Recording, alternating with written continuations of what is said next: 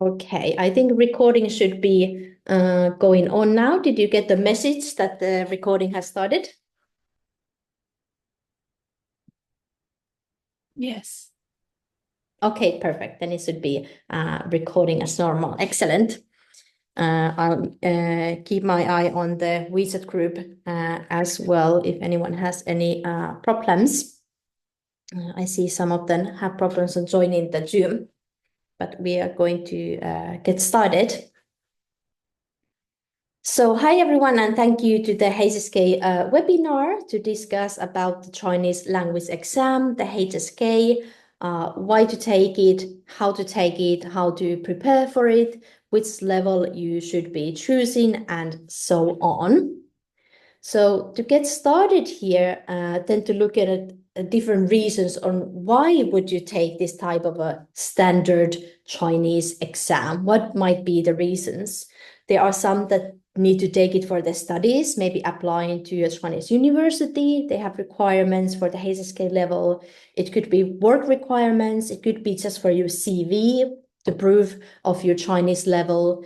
But I would say for many students, it's actually the setting goal for yourself and using that as a motivational tool when you have something, a clear goal to strive for, can help you to motivate yourself to stay on track. Because as we all know, learning Chinese or learning any language is a long-term process. So sometimes we need some extra motivation there. We might also use the HSK for testing your current Chinese level as well. If you have been using different materials and things and you want to say, okay, what is my level at the moment? But just to begin with, I would like to know why you want to take the HSK. Like, what is your reason? Sylvie, would you like to share with us? Oh, hi, Sarah. My main reason is just, living here. I think it makes it a lot more convenient, and it's also great because it's registered on I'm sorry, on your Mm, residency as well, um, and I enjoy it. So those are my reasons. Sorry I, about the. That's okay. I especially like you mentioned, I enjoy it. And that's one of the, the best situation to be to learning a language or setting goals is that you enjoy it. Very nice. What level are you planning to take next, Sylvie? Four. 4, was it? Yes. Yes, perfect. Great. Thank you so much. Julia, would you like to share with us? Hi, sure. I have been, let's see, learning Chinese on and off for maybe 7 years, but not consistently, but using it obviously because we live here. And I was interested in taking the HSK exam so I can put it on my resume. Um, for research, I do research, and for example, this research team I just joined, they have a university from China, and they wanted people to be able to communicate with some of the professors that were joining. So I can use that as an asset to talk to, other people on the research team if I have the HSK on my. Yes, yes, definitely. Do you have in mind on like what HSK level you might be looking at taking next? I think probably level 4. I'm not Mm-hmm. sure. Well, good. Well, then that can be something for us to like level 4 or around that for us to focus today as well. So I have a little bit of an introduction in general for everyone joining us later or watching the recording on the different HSK levels, because there's been a lot of news recent years of the HSK changing and what kind of changes there might be coming in the future. So the HSK that we are looking at right now from levels 1 to 6 is actually the second version of the HSK. So this current version started around 2010, 2011 to separate the exam to levels 1 to 6. And this is what we have right now on different levels. So for example, mentioned on HSK 4, in terms of vocabulary, we are around their 1,200 words mark. And HSK 4 is also the stepping stone to using the language in a professional work-related manner and in a more formal situations. Whereas from HSK 1 to 3 are more focused in everyday spoken language. HSK 4 forward, we are then stepping into like professional language use. Sometimes students might feel like, oh, now I'm learning Chinese all over again, but just with fancier words. And in some part, it is a little bit true as well. There's a lot of like formal vocabulary called 书面语, like written language in Chinese. So we'll be learning a lot of synonyms at HSK 4 onwards for sure. Now, talking about, here we have a new and old HSK. So the old HSK, it refers to the HSK we have right now that we have had since 2011. So from levels 1 to 6. Now, what has the new news come in recent years is that there is a plan to change the levels 1 to 6 and then add another exam for levels 7, 8, and 9. Now, levels 1 to 6 are staying the same for now. There is no news on when that would change. So we are focusing on the current HSK exam today, as we don't have any information when the HSK exams might be updated. There is no materials yet, no news yet, so nothing to worry about what the future will bring. But what has already been implemented is the levels 7 to 9. So this is one joint exam for the advanced, and that already started in 2022. This exam is available usually just once a year. But levels 1 to 6, we are still in the current phase, which for many probably are quite happy about it, as we see that later, if they do go and change it, they plan to add a lot more vocabulary into the levels. Like we are looking at HSK 4, for example, from the black current HSK to the white new HSK, we will be seeing a big jump there. But that is something to think about in the future. It is not relevant for us right now, because that has not been implemented. Now, just a quick overview. This is for those watching later the recording as well on the different levels. So starting with HSK 1, we have about half an hour exam with listening and reading and different types of questions. We can find this information from the official HSK website. I will be sharing the link as well, ChineseTest.cn. And then we go in level by level going up. We are adding different type of question types. The exams get a little bit longer as well. For HSK 1 and HSK 2, we have both Chinese characters and pinyin, so both of them there. So students who are not yet started to learn characters are able to take HSK 1 or 2 exams. Big difference then comes when we get to HSK 3, as there is no more pinyin, and we have also added a writing section. So I say a writing section because it's mostly word order, dragging words into the correct order, and typing missing characters from a sentence. So we don't really have true like writing sentences in the HSK 3 yet. Then coming into HSK 4, that today both of you mentioned being interested in taking next. So we have the listening, reading, and writing sections. And now its exam is taking close to 100 minutes.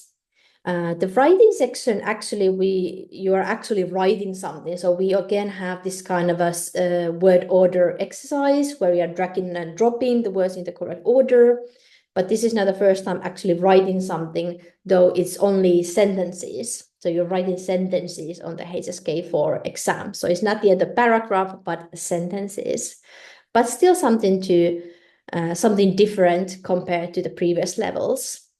Later, we'll take a look individually on what kind of techniques we can use for the different levels when we are studying for the exams. For the future, then going forward, of course, each level will bring some new question types. So on level 5, for example, we are writing short paragraphs. So we require more writing skills. And that will also go forward for, of course, for example, HSK 6 as well, where for writing we have a story or of 1,000 characters, and then we have to read it in 10 minutes, and then it will be taken away, and then we have from memory to write and summarize the key points again. So with each level we had different question types. And as this is an exam, we're talking about how to pass an exam, then we had different exam techniques we can use as well. The last exam that is now available is then the HSK Advanced exam from levels 7 to 9. So as we can see from this picture, it's a little bit small now, that we have so many new types of exercises for the new advanced exam. So we have the listening, reading, and writing that we know from before. From writing now is meaning you're writing like a short essay. So you're not summarizing anymore, but you're actually producing something. Then we have translation and speaking as well. Now, in terms of speaking exam, there is the HSKK spoken exam that is now required for level 3 and up. So when you're signing up for HSK 3, 4, 5, 6, you will at the same time be asked to register for the spoken exam as well. Now, the spoken exam, there's their own ways how to prepare for it, so we will not talk about it that much today, but something to keep in mind that will be included to your exam. Now, the spoken exam does not happen with an actual person. Instead, it's with the computer and recording your answers. But something to keep in mind for level 3, 4, 5, 6, that you will take a short spoken exam as well. So this is just a quick overview of the different levels. In more details, can always check on the official HSK website. Now, going into then to the different tips on how to prepare, there's a lot of things that are kind of general for the different levels. So we can take a look at those first and then go into more specific things for different levels. And as today we have HSK 4 students, so we can focus on that a little bit more and into more detail as well. So in general, first is kind of like seeing, okay, what is the level of exam you want to take? So sometimes students don't have any idea of, which HSK level they should choose. So first can look at the different vocabulary levels to kind of see, okay, do I know a few hundred words or do I know a few thousand words, to give you a little bit of an idea. Then can go into looking at those practice exams or mock tests to see, okay, does this look like something completely impossible? Does it look possible? Kind of see the mock exams that are readily available on the HSK website again, to see, okay, what level would be suitable for you. So can choose something that is a bit challenging, but something you can also pass or are very close to passing as well. Now, sometimes if you have a reason for taking a certain HSK level, for example, you're applying for a job or applying to school, then you might have more strict timeline on when you need to take a certain HSK level. And then, of course, you have to take that into consideration, what level you need to pass and when, and then build a study routine according to that. So again, looking at the different levels that can help you to decide on which level to go for. So preparing for the exam. So in the exam, you will need 60% correct to pass the exam. So overall 60% between reading, listening, reading, and then possibly writing, depending on your level. I would encourage everyone to do different mock tests and to make sure you can pass the exam before you go to the actual exam, if not for nothing else than not to waste your money or your time. So choose a level or choose a study technique or choose a timeline that will make sure that you will pass the exam, and then look into, do you have a goal like passing the exam? Are you happy with 60 or 61%? Or do you want to be able to get a good score? So that is, then it comes down to your individual goals, of course. I would say, you don't necessarily have to know 100% all the vocabulary. Now, if you're doing level like 1, 2, the vocabulary is still quite low. So I would say it's good to know all of it. But if you're aiming for higher levels, it's possible that you don't necessarily know the 100% of the vocabulary. Knowing around 80% of the vocabulary, you will probably already be passing the exam. Now, of course, for higher levels, it's not just the amount of words you know, but also how well your listening and reading skills are, as we are about to see. But yes, do take those mock exams and check that you are passing at least 2-3 mock exams before you go to the actual exam. So this way you can feel confident when you get into the test room. And if it's been a long while since you have taken a standard test, it's not done in isolation. So sometimes we are studying and practicing at home in total, quietness. Now that will not be the test scenario where you are in an IT room with 20, 30 computers, 20, 30 other people taking the exam as well.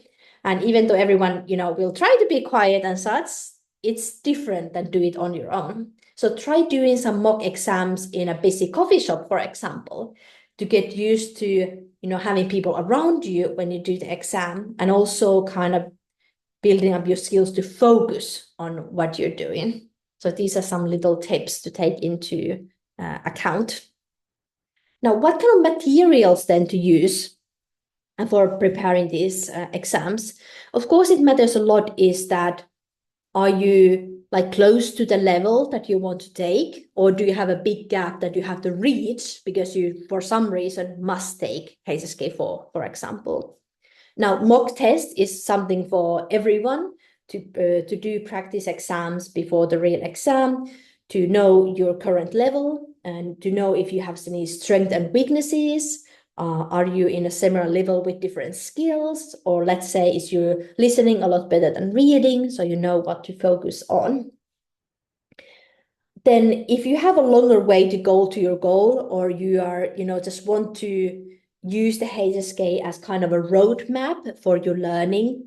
Not everyone likes the HSK standard textbook series, but I would say it's a solid book series, and it's not always, what is the best textbook series, because sometimes you might be just, looking always for the best material and the best thing, and then forget to study. So choose what works for you and just keep using that as long as it's working. If it's not working, choose to another series. It's not necessarily, one is best and not another one is not going to work. What's important is that you are using it. Now, in especially higher levels, you might notice that, let's say, listening, reading, and writing, that there is maybe one section that you find harder than others or more challenging than others. If that is the case, like let's say from 3 skills, you have 2 very high and 1 very low, you might want to spend more time on the low skill. Then you can look into specific resources for that specific skill. For example, there are different prep books for different sections of the exam that will step by step help you to overcome those weaknesses. Now, along that as well, there will be different apps or different other resources you can use, especially going like level 3 and higher. You will have a lot of vocabulary to review and keep in your mind. So choose at least one way to review the vocabulary. It could be physical flashcards, though for higher level, it's going to be so many physical cards, it might be difficult to do. But then you can use the Pleco dictionary app with the flashcard add-on. You could use that for flashcards. Scritter is an amazing app for reviewing vocabulary and also having the handwriting function in there as well. But just looking into your phone's app store, you will find many different options. But choose something like, what is your way of reviewing vocabulary? Choose something that works for you. So if you're not finding that there are certain things that are harder for you than others, so focus on improving your weaknesses. For example, find extra listening practice, for example. On the podcast apps on your phone, you might find a lot of different Chinese podcasts that are made for learners that you can access for free. For levels 3 and up, you also need to be focusing on your reading speed as well. So you want to be mindful of the time when you are reading. But sometimes you might have this tricky situation that there is a very difficult section of the exam that just feels like it's not working out, like no matter what you do and practice, it's not working out. Now, if it's a small part of the exam, it could be that in the end, it will not matter if you pass or not. A very famous section is in HSK 6, you have this exercise of finding the error. So you have sentences, let's say 10 sentences, and you need to find what is the mistake, or if there's a mistake in the sentence or not. And that is notoriously a difficult part of the exam that many struggle with. So putting too much time in there might not be smart in terms of the exam either, because if you're using too much time there, you are using less time somewhere else where you can get more points. Now, again, this is specifically for exam preparation. So today we are not talking as much of what is the best way to learn Chinese, but what is the best way to pass your HSK exam. So then going into the different levels, and today as we have the HSK 4 students live, we can focus on that. But just a quick overview for the different levels for everyone watching this recording later on. So HSK 1 is quite straightforward. We have listening and reading. So you will be doing fine if you know the vocabulary. You're able to read Chinese sentences, so you can read your textbooks, you can read different graded readers, and you can practice listening, again, with your textbooks or mock exams or using podcasts like Chinese Pod. HSK 2 also is quite straightforward. We have a little bit of different exercise types, but nothing too challenging usually. So you can keep on, learning your vocabulary and reading and listening to sentences and short text. Read more of those graded readers, for examples. And get comfortable with the mock exams so you know what kind of exam types and question types there will be in the exam. So that will not come as a surprise to you. Now, HSK 4, there's no more opinion. So that is, of course, one big step. Also, you have to start paying attention to your reading speed as well. So you will have more things to read, but actually you don't have time to read everything. For example, what we see in this reading exercise or questions on the slide now. Instead, you have to have that kind of skill to read the question, read the ABC options, and then go into text to scan it and find the correct answer. And that will become more and more important the higher you go on the HSK ladder. So looking in the HSK 4, so of course we don't have the opinion anymore like was true for HSK 3.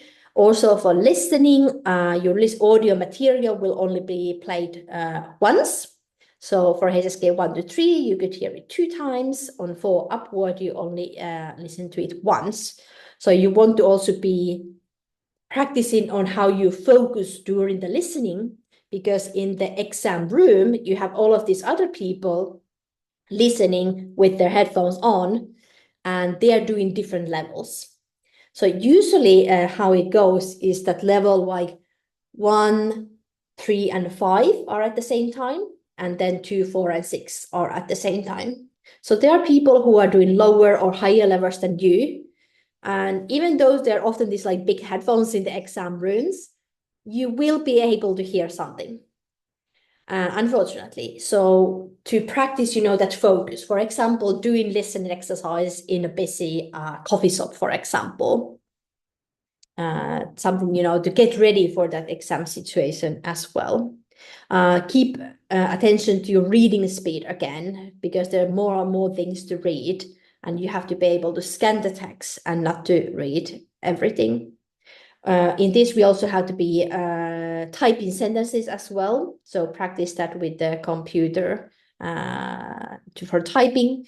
And at this point, because we have to start to write sentences, you can also review some useful sentence patterns that can score you some points as well, that you can use. So from lower levels, of course, we have some simple ones like 虽然但是 or 因为所以. Now, HSK 4, we are already looking at more formal vocabulary. So if you are able to use more advanced sentence structures like 不管 or 不仅 or 即使 or other ones, you are able to get more points as well. So you can, common sentence patterns for HSK 4 for you to remember or even to memorize. Because no matter what kind of words you get that you have to write the sentences about, you can use some of the most common sentence structures anyway and be prepared that way.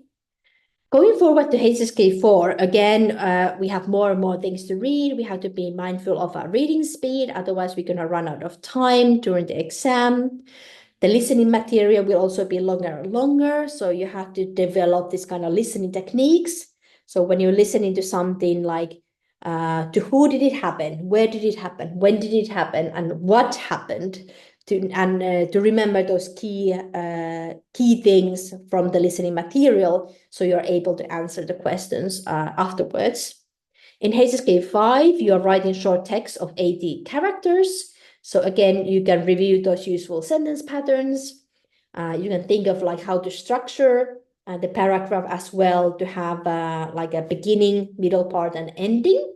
So when you have the structure thought about in advance, then no matter what topic you will get, you will be able to implement that.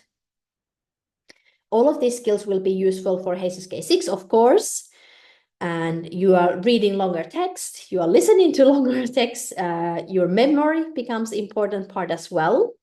As mentioned earlier, that you have to read this 1,000-character text, as we see on the screen here. And after 10 minutes, this text will disappear. So you have to remember the key points, and then you summarize it. And especially when you're writing and really focusing on the exam, remember to sometimes look at the little corner when you have the timer on the computer on how much time you have left. Because it's very common, like you focus on the writing section, which is the last one, and then suddenly the time runs out. So pay attention to that and do mock exams with the actual time limits as well. So you don't get into that kind of a problem that you run out of time. Now, then for the higher HSK 7 to 9 levels, there is a lot more things going on, as we saw earlier. So I already have a YouTube video on my channel that I can send the link to, that you can see the details for practicing and preparing for the HSK Advanced 7 to 9, because that is more like a webinar on its own. Then looking into some of the frequently asked questions, and now is your time also to think of your questions as well, that we can go into more detail and open up that HSK 4 mock exam to use as our example today to discuss. But first couple of questions that came earlier in the WeChat chat, for example.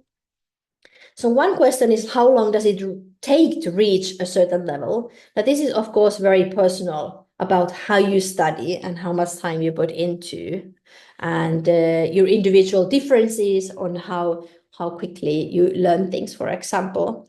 So this is kind of a standard answer from the HSK standard textbook of how many teaching hours or educational hours you would use. So their standard here is for level 1, 30 to 34 hours, level 2, 30 to 36 hours. I think this is quite accurate for level 1 and 2 from in my experience as well. For example, the courses that I teach use 34 hours for level 1 and 34 hours for level 2. Level 3, then we see that we are doubling the amount of vocabulary we have. So we have 35 to 40 hours. I would use a lot more time for HSK 3 though, because it is a big jump.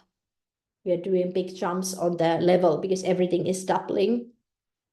HSK 4 then 70 to 85 hours more, and so on and so on. But it is very specific to the specific learner, because all of us are different learners. We have different situations and circumstances. So something that works for one person might not work for another person. But to share an personal experience, so this is my own HSK timeline. Now, just to remind everyone, if you don't know, so during these times, from 2010 to quite well into 2014, 15, 16, I was studying Chinese full time. So it's not necessarily the years you put in, it's the hours. So I was putting a lot of hours because I was doing nothing else but learning Chinese. So to keep that in mind when you're looking at this timeline. So I arrived to China in 2010 with around HSK 2 level perhaps, maybe HSK 1 for speaking, HSK 2 for reading and writing. And I took the old original HSK intermediate exam that I failed. Failed to get any mark from that. Then after being in China and studying Chinese full time for a bit over a year, I did HSK 5 in 2011. So this was like taking half a day lessons every day and the rest of the day doing homework and being fully immersed in the language. So you can imagine it was a lot of hours put into.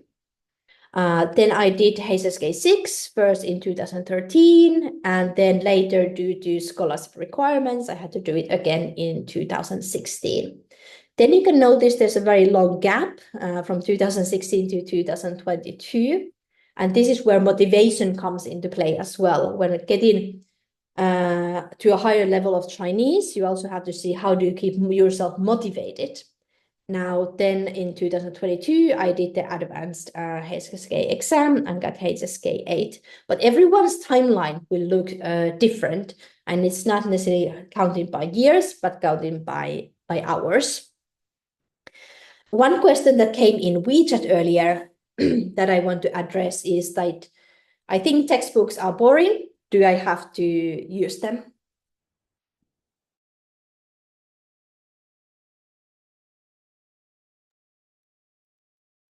So there are different reasons of why you're doing the HSK exam. One, do you want to just test your level? Then you can use any material that you like, learn Chinese the way you want to learn it, and then just enroll for the exam to test yourself. And this is a fun situation to be in as well. Now, if you want to or need to pass a certain level that you have either set your goal to yourself or someone else has set that goal for you by school or work, then you have to look into, you could look into using the HSK standard textbook series, which is the straightforward way of preparing for the exams, because it's done by the same person, the textbooks and the exams are done by the same people. So you have like a very straightforward roadmap to go for. But then just making the learning more fun and efficient by using different apps and resources. As mentioned, flashcard app for reviewing your vocabulary. There's going to be more and more, especially going HSK level 4 and up. Then listening podcasts like the Chinese Pod. Then for reading, you might use Great Readers, or for example, Dot Languages app for reading, to kind of make it more fun and interesting for you. Well, next, I would like to then open it up for different, let me go back, different questions. And at the same time, I will be also opening up the HSK for mock exam as well, for us to take a look together as an example. But any questions so far that are in your mind?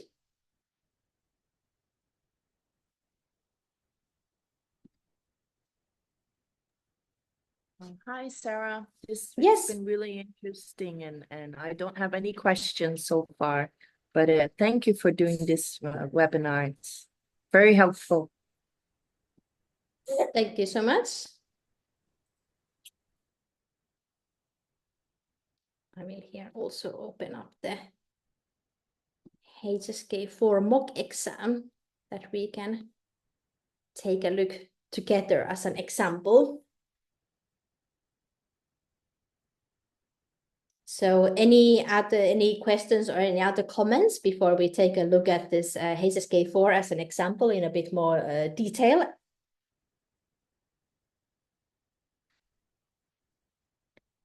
We will then get started looking here. So we see that we have the three parts for the HSK4 as mentioned of listening, reading, and writing. And then it would, on top of that, would then be the HSKK for the spoken exam. So looking at the different question types. So when we are looking at listening, so the one big thing was to remember that you only hear the audio once. So not twice anymore, but once. So it is really testing your memory as well to be able to remember it.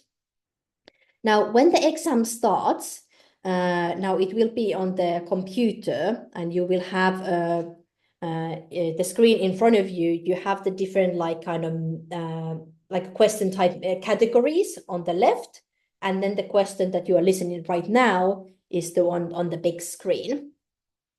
Now, when you are kind of listening to the instructions and such, or when they are reading out the examples here, take a quick look of the statements 1 to 10 while they are reading out the examples. So that gives you a little bit of time to take a bit of a peek. Oh, what are the statements going to be? So you can make like an educated guess on what the audio might be about. So if you have time to do that, then listening to the audio will be easier as well. And when you're doing the mock exams for listening, so see what works for you. So some people look at the screen and the questions while they listen, so looking and listening at the same time. Then for others, it is easier to focus if you quickly look at the statement first, but then you close your eyes when you're listening. So try both ways to see which one works for you, what helps you to focus, because again, you are in the test room with 30 other people, so you need to be able to focus in there. Then on listening part 2, we have the short dialogue. This is not that long yet, but then going forward, for example, listening part 3, we already saw that the dialogue is a lot longer. So this will again be testing our memory as well. So in the exam, you will be kind of clicking on choosing you want A, B, C, or D. So one thing you can also try if you want to look at the options at the same time is that when you're doing more and more mock text, you kind of get used to the different question types they have. For example, let's say question 29 here. So all of our options are a 今天, 星期五, 星期日, 下周一. So these are all related to time. So the question must be something about when. When does something happen, or when did something happen, or when is something going to happen? So by looking at the options, you can kind of make a little guess what the question might be about. So when you're listening to, you can focus on that. Or another example, 34, we have 厨房、客厅、办公室、大门入口. So now we have locations. So probably the question is going to be where. So these can give you a little hints of what to expect as the question. And we go forward. Then on the reading part, now of course we have like to fill in the blanks, and this is mostly the vocabulary. So keep reviewing your vocabulary, of course. Now this second part is something new for the HSK 4. So you have ABC like sections of a sentence, and you have to put them together in the correct order. Now the one trick here is that those sentence patterns, for example. So if you look at the example here, so first sentence A start with 可是, but, however. It's quite rare to start the sentence like that. So that's probably not the first one. Then you look at C, 所以, therefore. That also normally does not start the sentence.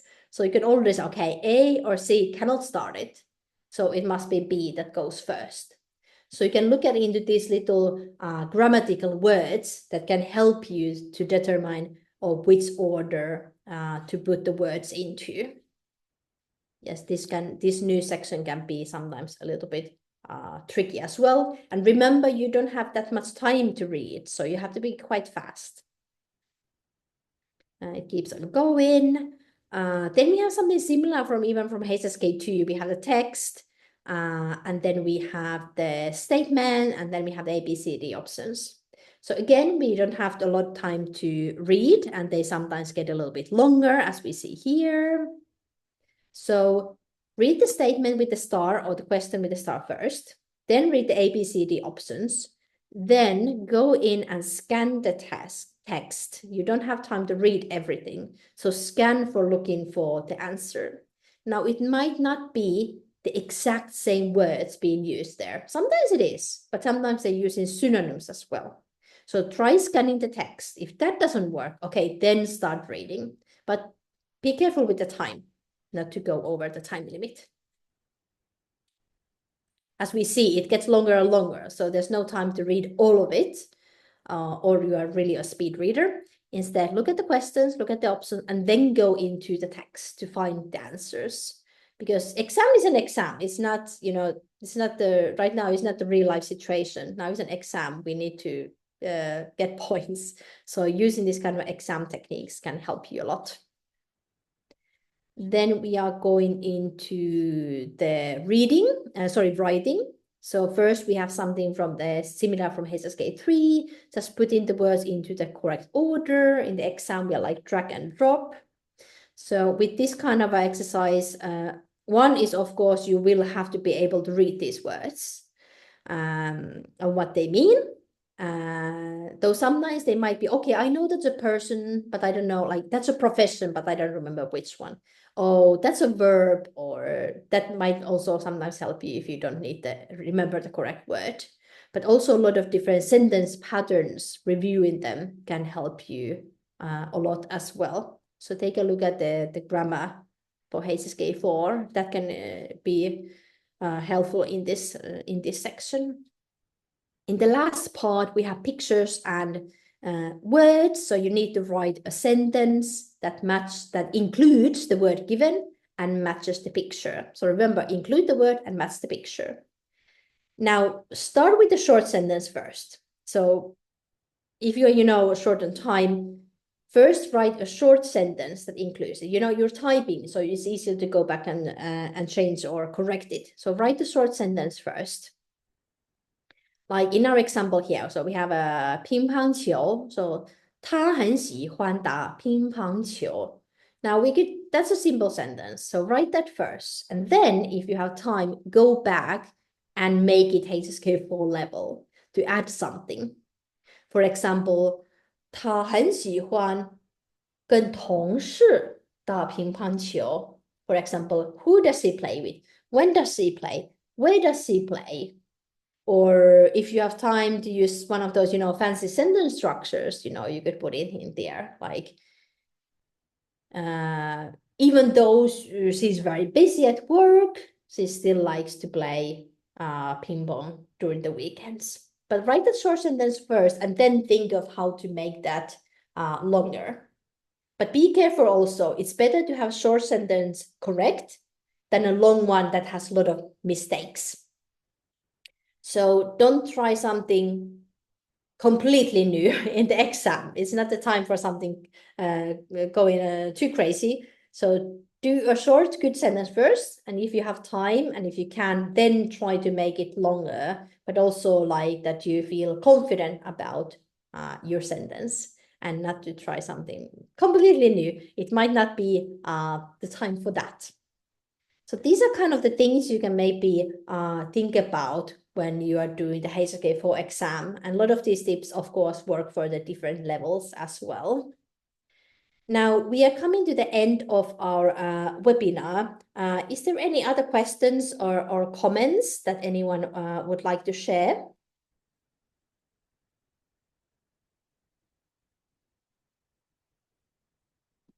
No, I think that's good advice about the writing the sentence correctly. I didn't think about that, rather than trying to sound like you have more vocabulary, but do it wrong.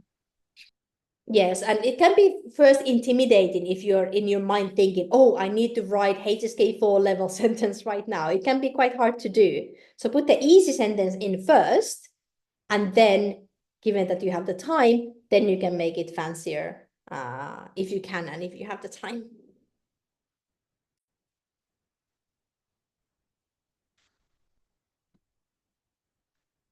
Great. Well, if there are no other questions, I thank you so much for joining on this webinar, no matter if you were watching it live or if you were watching our recording later on. Please feel free to add in your comments. This will be posted later on my YouTube channel, so you will be able to join in the discussion in the comment section or send in your other questions and I'll be happy to answer them there. I'll also be sharing some links to resources and the official HSK website where you can find mock exams and also how to register. Thank you so much for joining this webinar and let's keep in touch and I wish you all the best for your HSK adventures. Thank you, Sarah. Thank you so much.